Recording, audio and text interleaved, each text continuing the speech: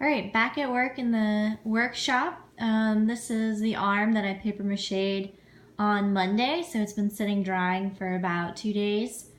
And I can see already where there's some areas that I missed covering up, so I definitely want to put another layer of paper over top. I can also see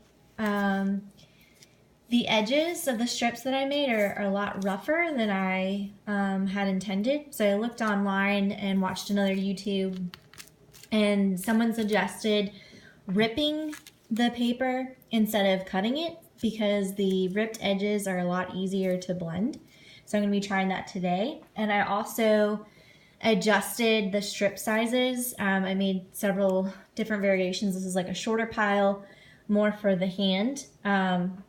Because it's such a small surface, it's easier to have littler sheets of paper to cover it, especially with the curves around the fingers. And then I also found that the strips were too long.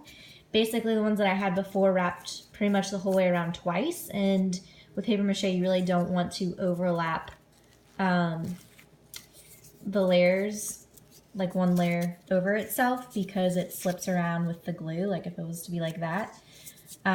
So I made them a lot shorter, and I ripped them down the middle. So not only are they shorter, but they're also narrower in width. And so looking at the arm, I'm definitely going to be adding a couple more layers.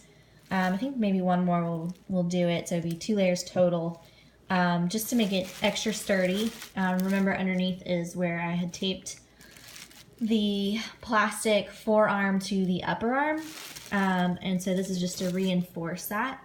And on the back, the glue hasn't yet quite dried, but I think overall the first layer is solidly in place, so when I add the new strips, those aren't going to move around too much, which was why I needed to wait for it to dry a little bit, because just keep adding the layers, they're sliding around with all the glue that was on there. But that's where I'm at today.